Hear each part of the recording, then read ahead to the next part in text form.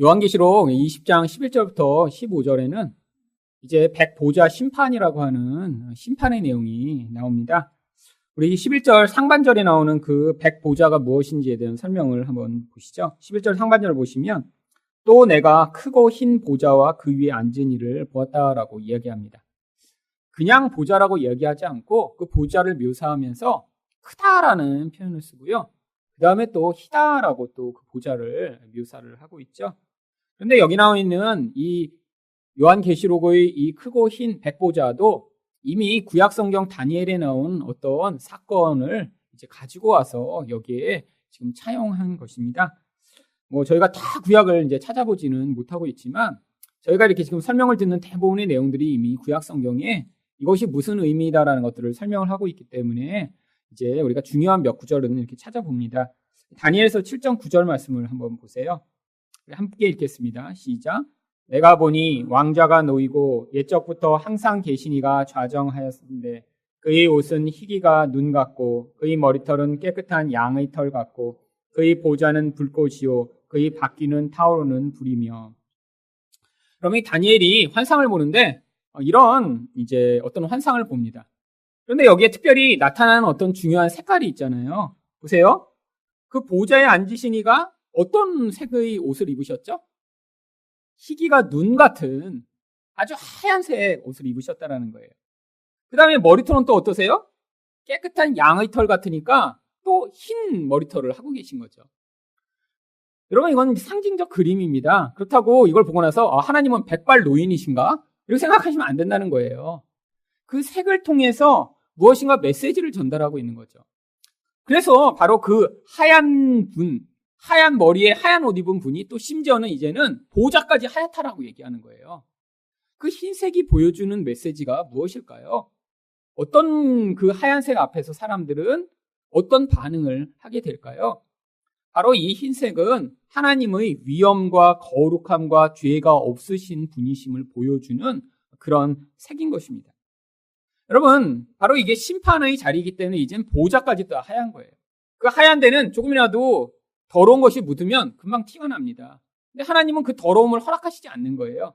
본인 자체도 거룩하셔서 죄가 없으시지만 이제 내가 그런 완전한 기준을 가지고 이 모든 악과 죄에 대해서 심판하신다라는 걸 보여주기 위해 이 보좌 또한 백보좌, 흰 보좌라고 이렇게 이야기를 하는 것입니다.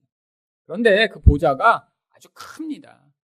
왜냐하면 세상에 작은 가짜 보좌들과 대조되는 하나님만의 절대 위엄을 보여주고자 하는 것이죠.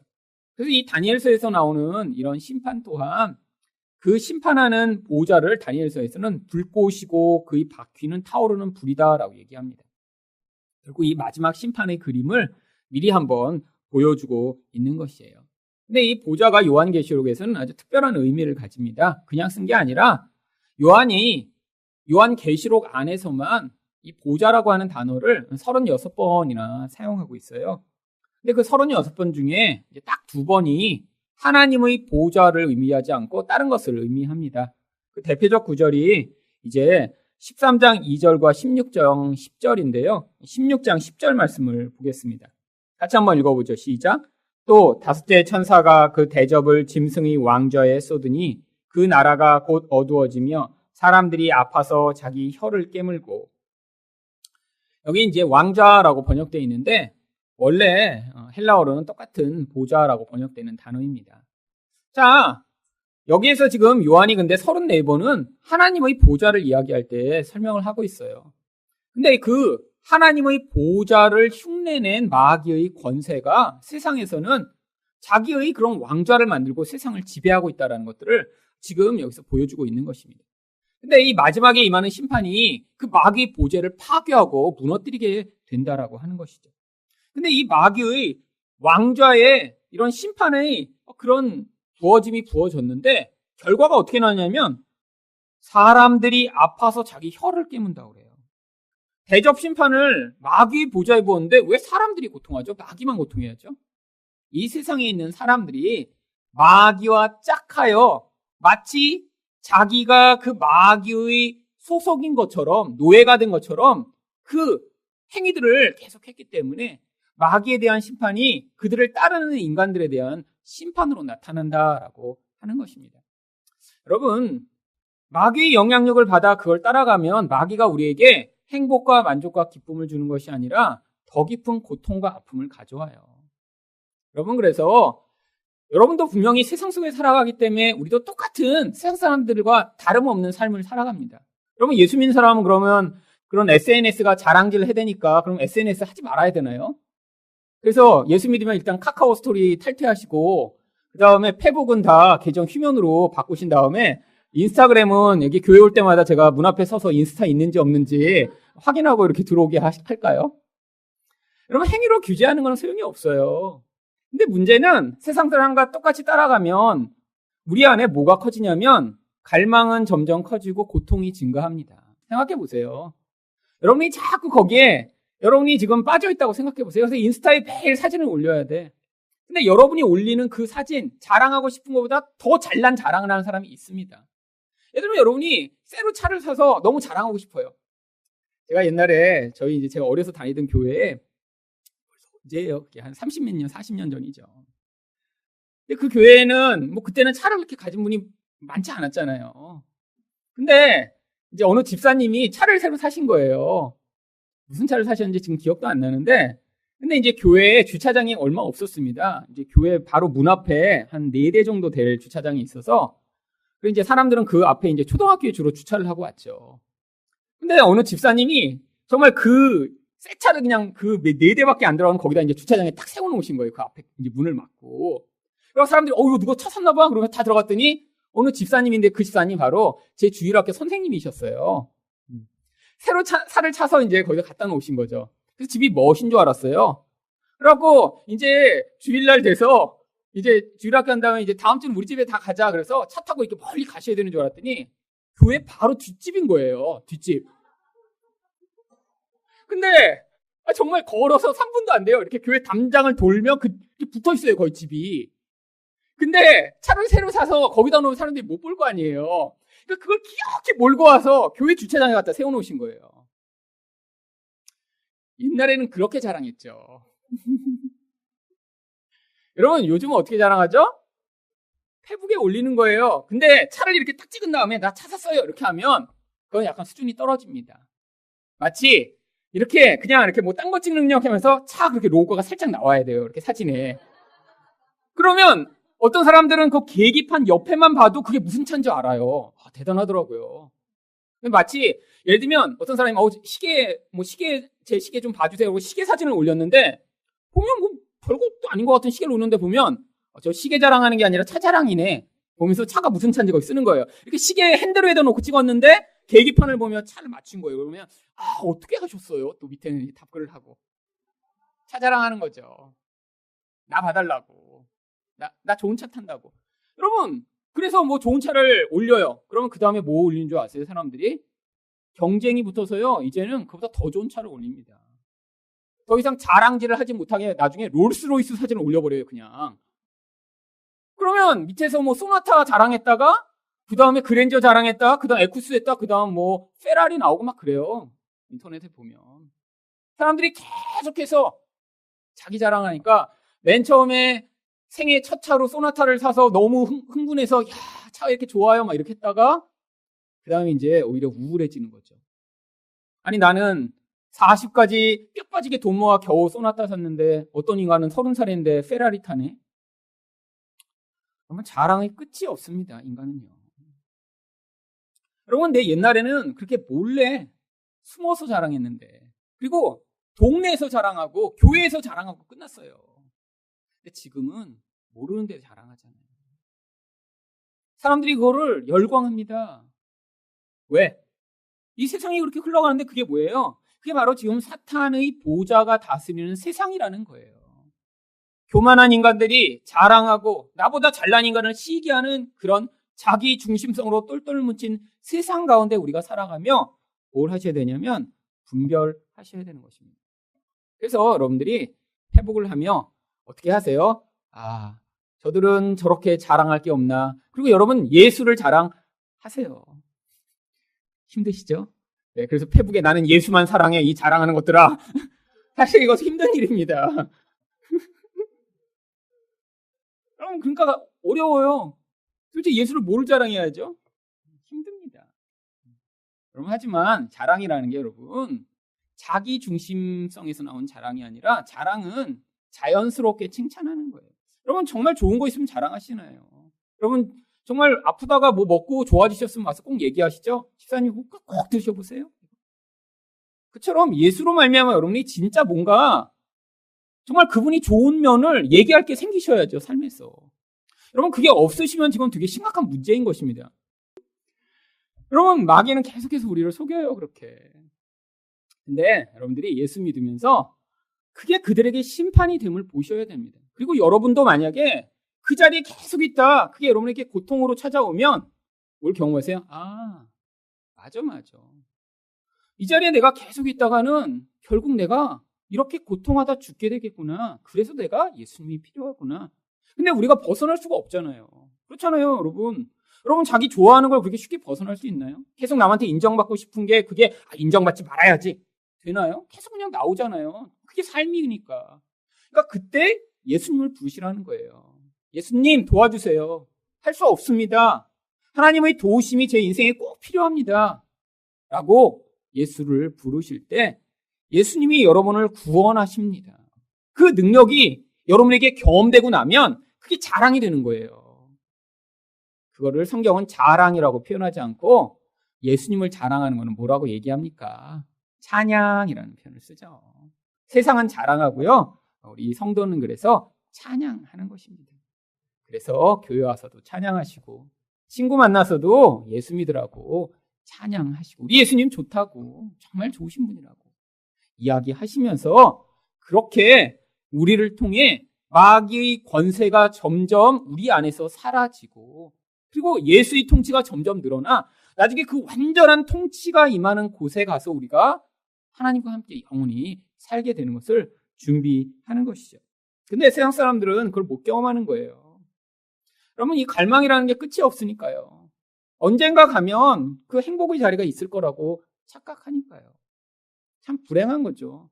이 영적으로 눈이 어두워졌다는 건 참 그래서 불행한 것입니다. 아무리 가서 설득을 하려고 해도 정말 하나님이 마음을 열어주시지 않으면 그것에 매인 사람은 절대로 벗어나지 못해요. 그런데 우리에게는 하나님 나라를 미리 맛보게 하시잖아요. 보지 못했는데 그 나라가 있고 그 나라가 임할 것이고 그 통치가 완전해질 거를 소망하게 하신 그것 자체가 그 작은 기적입니다. 얼마나 큰 기적인가요? 근데 여기서 또 11절 하반절에 뭐라고 이야기를 하나요? 땅과 하늘이 그 앞에 피하여 간데 없다라고 이야기합니다. 심판이 벌어지는데 그냥 벌어지는 게 아니라 땅과 하늘이 샥 사라져버린다는 거예요. 무슨 얘기인가요? 이 땅과 하늘은 지금 이 우리가 발붙이고 살아가는 첫 창조의 세상을 이야기하는 것입니다. 그게 사라져버린대요. 왜 사라져버려요? 그게 바로 이 심판을 목적으로 하는 배경으로 여태까지 존재했다라는 거예요. 이제 쓸모가 없어진 것입니다. 지금 이 세상의 사람들이 이렇게 여기서 뭐 땅도 가지고 싶고 멋진 건물도 주고 싶고 여기서 정말 아름다운 인생을 살고 싶어서 애쓰고 노력하고 이 세상을 이렇게 하고 있는데 그게 무대 세트 같다라는 거예요. 무대 세트 연극이 끝나면 확 다 무너뜨려 버립니다. 소용없는 거예요. 아무리 화려하게 그물을 발라놨어도 이제 무대 끝나고 나면 연극 끝나면 다 무너뜨려서 이제 다시 접어버립니다. 이 세상이란 게 그렇다는 거예요. 마지막에 심판을 위해 준비된 거예요. 그때까지 그래서 뭐를 하는 거예요? 그 마지막 심판을 위해 여기 지금 무대 세트 마련해 놓고 여기서 각자의 역할을 맡기신 다음에 거기서 뭘 하게 하시냐면 예수 믿는 사람들은 마귀가 다스리는 것 같은 이 마귀의 보좌가 지배하는 세상 속에서도 우리 하나님이 다스립니다 라는 고백을 하도록 이끌어내시고 세상 사람들은 거기서 여전히 마귀에게 속아서 마귀가 진짜인가 봐. 돈이 최고지. 라고 죽을 때까지 그렇게 살다가 인생이 끝나게 됐는데 그렇게 되고 나면 그 첫 창조가 사라져버리는 거예요. 왜? 이젠 심판이라는 마지막 결국이 이제 이루어져야 되기 때문이죠. 그래서 결국 이 땅에서 이 일이 서서히 벌어집니다.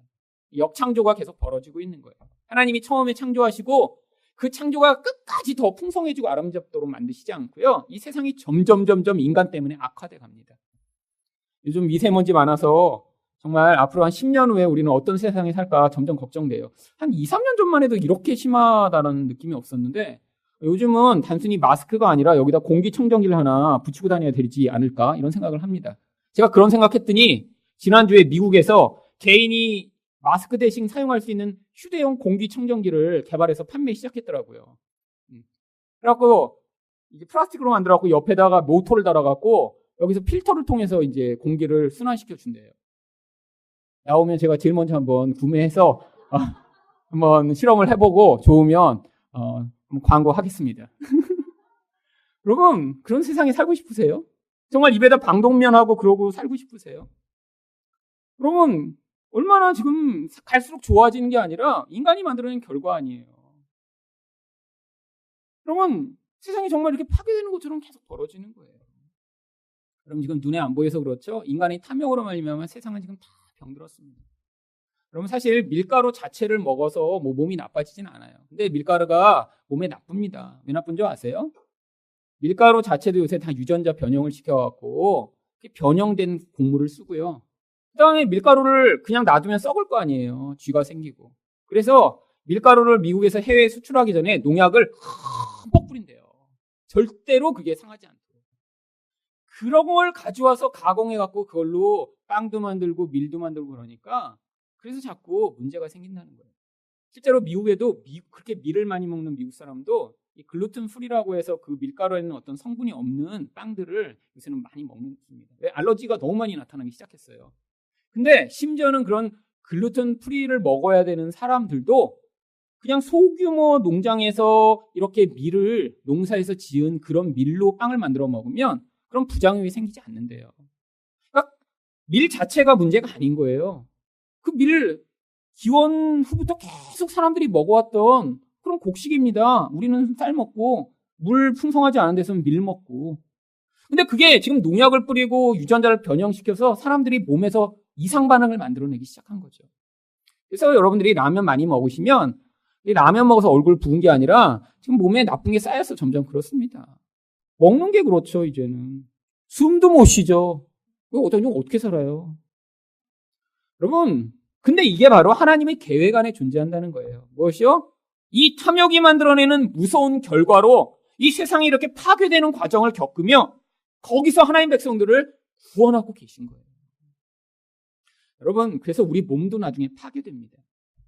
예수 믿었는데 많은 분들이 나이 들어서 모세처럼 살기를 원하고 기도하시는 분 많더라고요. 120세가 돼도 눈이 쇠하지 않게 하여 주시옵소서 주여. 이런 기도 안 통합니다. 왜요? 그게 인생의 과정입니다. 하나님이 뭘 경험하게 하시는 거예요? 이 땅에서 내 힘과 내 능력과 내 것으로 유지할 수 없음을, 인간이라는 존재가 이렇게 자꾸 쇠하여 갇혀감을, 그러면서 거기서 내 안에 육신은 약하나 하나님이 새롭게 창조하신 새 사람이 온전하여지고 겉사람이 후패한 만큼 새 사람이 온전해지는 그 놀라운 은혜를 자꾸 나이가 들며 더 많이 경험할 수 있도록 우리에게 복을 내리고 계신 것입니다.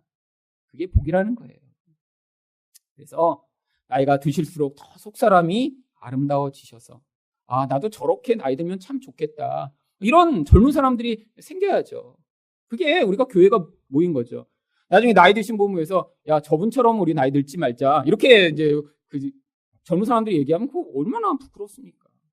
근데 여러분 뭐 나중에 멋진 모습을 보이면 젊은 사람들이 저런 분처럼 좀 나이 들었으면 좋겠다 이렇게 들을까요? 아니요.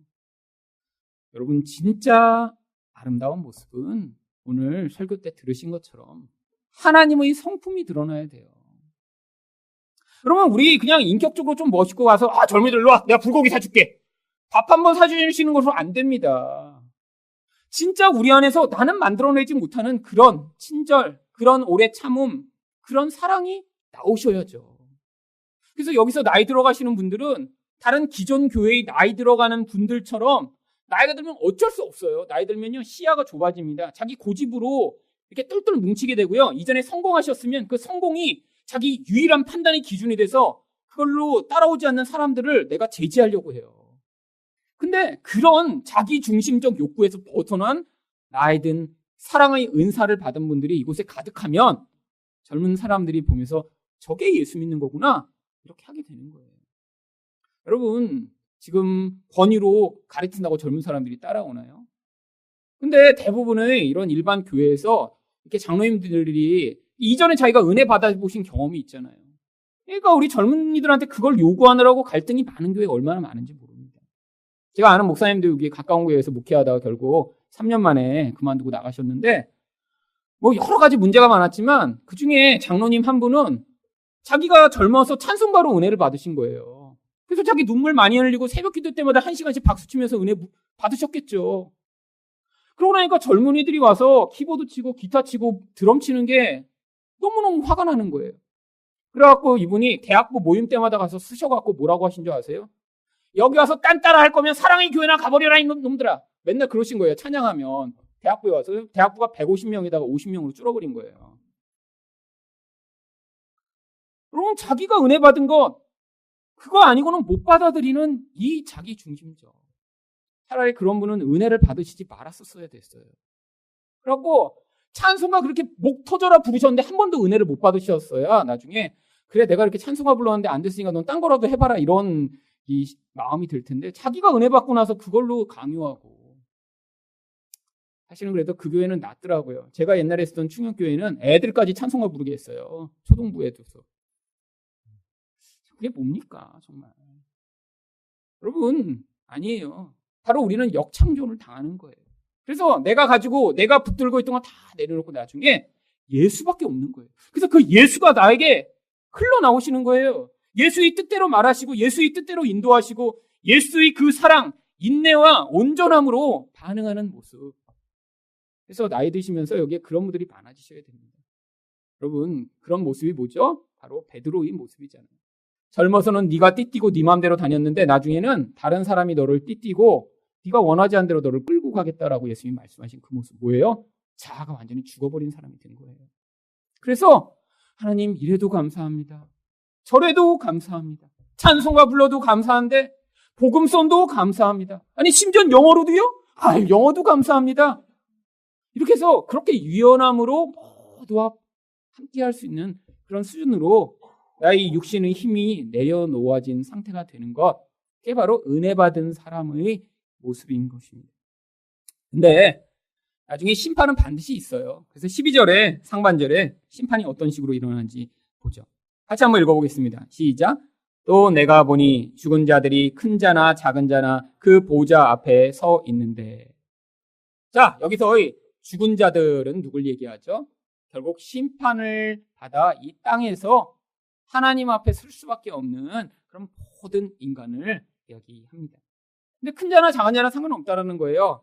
여기서 뭐 키 크다, 키 작다, 뭐 부자였다, 작다, 뭐 아무 상관없다라는 거예요. 뭐 대통령이건 뭐 아니면 청소했건 상관없다는 거예요. 모두 다 심판의 보좌 앞에 서게 된다는 것입니다. 그런데 그 앞에 뭐가 있냐면 12절 중간을 보시면 책들이 있습니다. 그리고 또 책 한 권이 있습니다. 원문을 번역하면 어떻게 되냐면 책들이 있고 그 책이 펴졌다라고 되어 있습니다. 그 책 한 권이랑 책들을 지금 대조해서 보여주고자 하는 거예요. 그러면 여기 나오는 그 책은 뭐고 책들은 무엇일까요?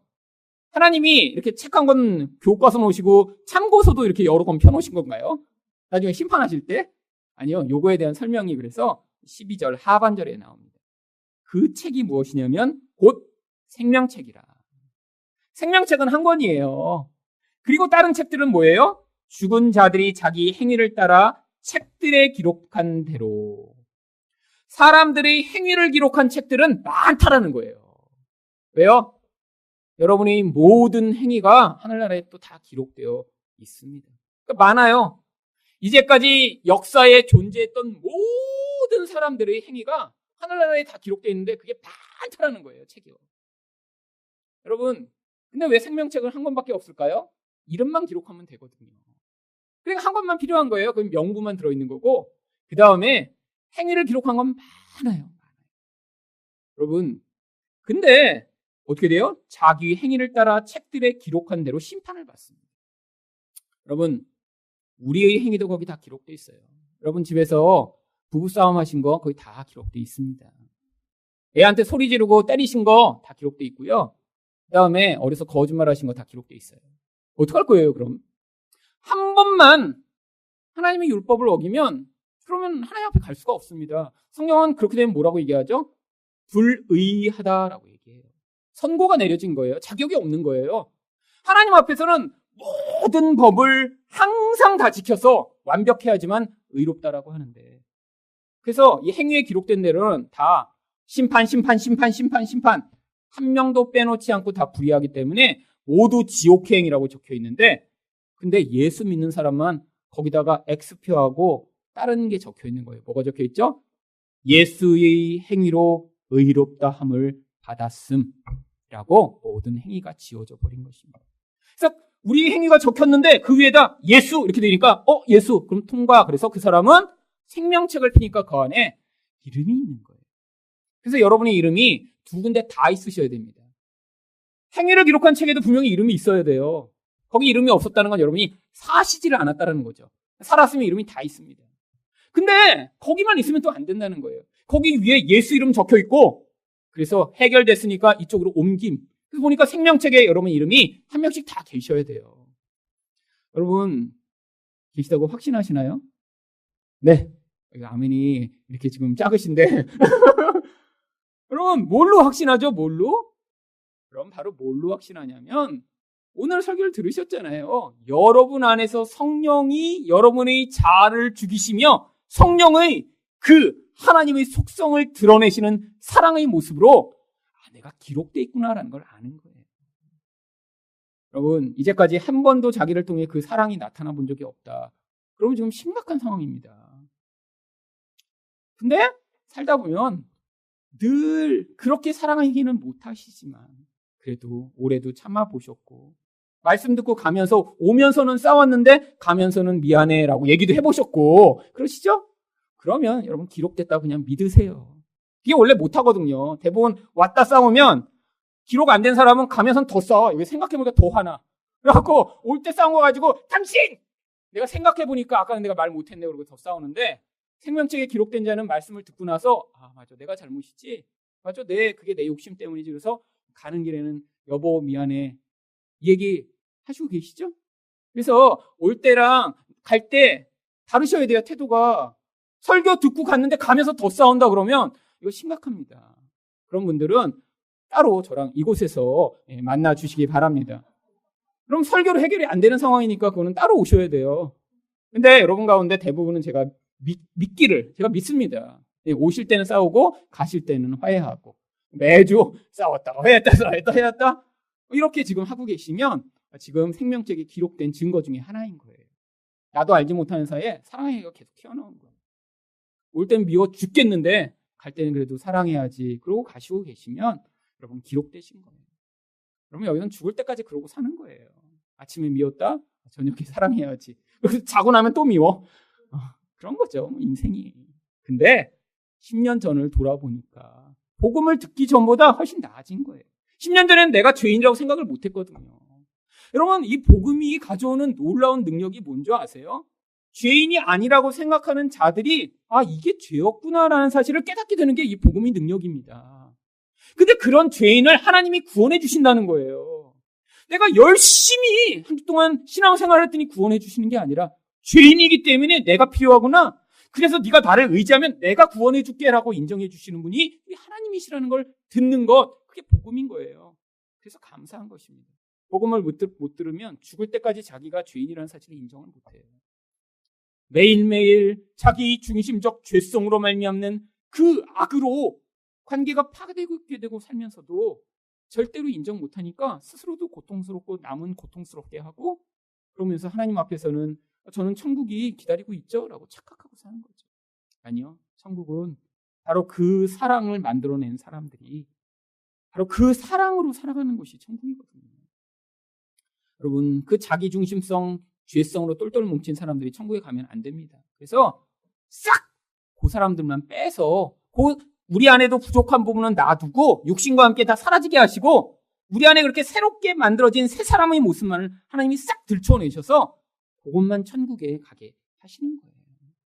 그래서 갔더니 이 땅에선 못 보던 그 사랑만 하는 사람들이 거기선 다 모여서 사랑하니까 거기가 천국이죠. 근데 여기서도 그거를 우리가 맛볼 수 있다니까요. 언제요? 성령 충만하여 사랑의 은사가 충만하면 여기서도 그걸 잠깐 맛보실 수 있습니다. 그거 맛보면서 그러는 거죠. 아, 이렇게 잠깐 맛봤는데도 좋은데, 아, 그래서 내가 이렇게 천국에 가고 싶구나. 그래서 천국에 가셔야죠. 지금 여러분 천국 안 가고 싶으신 분은 많으신 것 같아요. 별로 못 맛봤기 때문에 거기 가도 별로 지루할 것 같아. 가면. 여러분 생각해 보세요. 여기서 안 맛봤는데 정말 가보고 싶으세요? 한 번도 경험한 거는 여러분 원하지 않습니다. 사람은요. 하나님은 그래서 여기서 맛보기를 원하시는 거예요. 그게 좋기 때문에 가서 그게 쭉 되기를 원하시는 거죠. 예배할 때도 그 예배를 통해 그 감동과 은혜를 경험해 본 사람만이 하나님 내가 가서 계속 예배하고 싶습니다. 그렇죠. 여기 오셔서 맨날 그냥 꼬박꼬박 졸고 왜 이렇게 힘들어? 이렇게 하신 다음에 거기 가고 싶으세요? 천국에서 영원히 졸아. 왜 영원히 졸아야 되네? 그럼 뭐 지옥이에요. 조는 지옥. 영원히 졸아야죠, 가서. 끝이 없어요, 거긴. 근데 여기서 졸다가도 맞아. 은혜가 되고 내가 지쳐 있다가도 힘이 나고 그리고 다시 한 주를 힘을 얻어 살다가 월요일날 실패하고 다시 주일을 기다리고 이렇게 사시는 그래서 주일 나왔더니 다시 살 것 같아. 그러고 가시다가 그래 이건 이렇게 힘드니까 천국에 빨리 가야겠다. 이러고 지금 천국으로 우리 같이 가는 것입니다. 자, 근데 그렇게 하나님이 생명책에 대한 약속이 여기만이 아니라 요한계시록 3장 5절에도 나옵니다. 3장 5절 말씀 같이 읽어보죠. 시작. 이기는 자는 이와 같이 흰 옷을 입을 것이요 내가 그 이름을 생명책에서 결코 지우지 아니하고 그 이름을 내 아버지 앞과 그의 천사들 앞에서 시인하리라.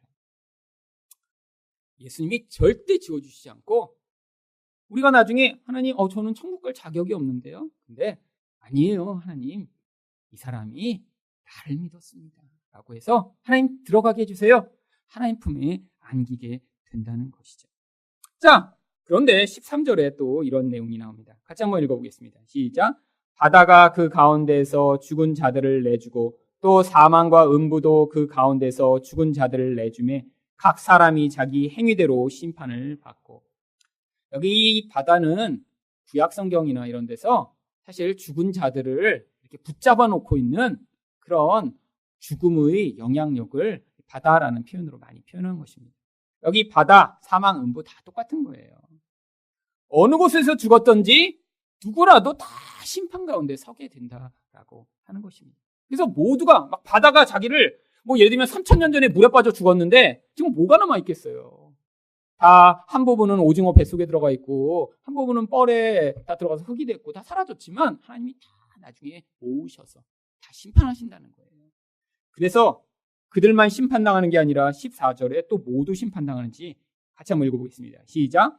사망과 음부도 불못에 던져지니 이것은 둘째 사망 곧 불못이라. 이 땅에서 영적으로 한번 죽은 자들이 또 다른 사망이 기다리고 있는데 그게 영원한 사망이라고 하는 것입니다.